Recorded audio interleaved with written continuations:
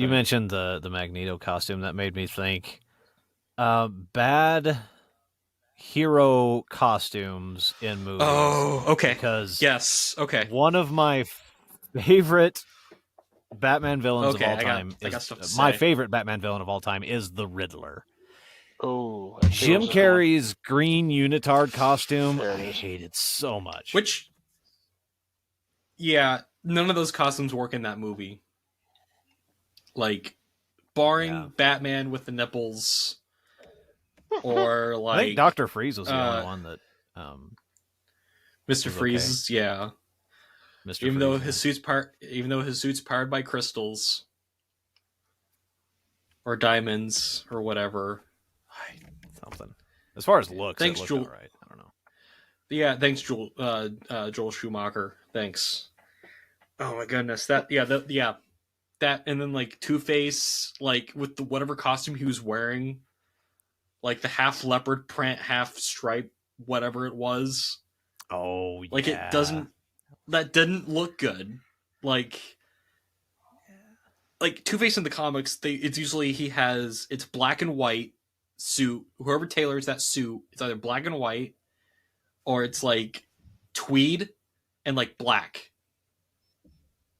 Like it's usually that. It's not like weird. He's half lawyer, half punk rock thing. Like I don't know. Tommy Lee Jones in that movie was like not the best choice for that. Like I don't know what it was.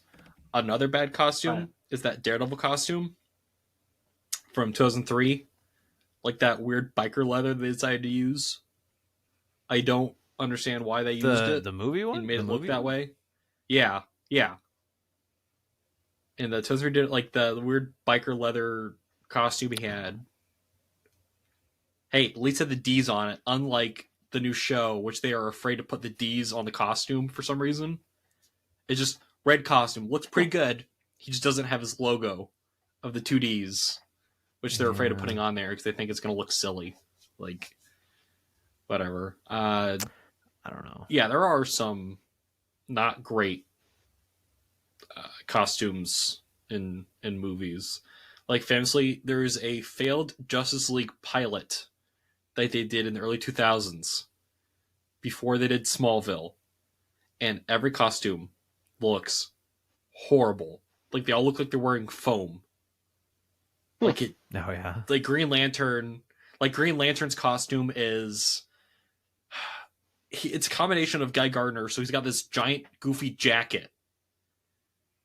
Like it doesn't look. None of it looks good. Like it. I don't know. Also, in the weird. I don't know if you guys notice this in like comic book movie costumes, they have to give the costumes texture.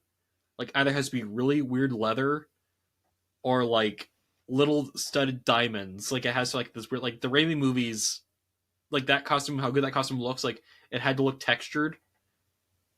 Mm-hmm. Like for how decent that costume looks. Like I don't understand, but then I think it's like so ingrained in everyone's mind that they look that way. When you don't do that, it looks off.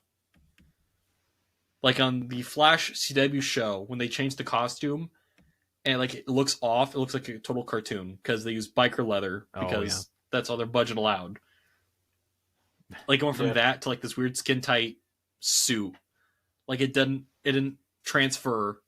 Like it's that's just put any CW costumes on that list of like bad costumes. Like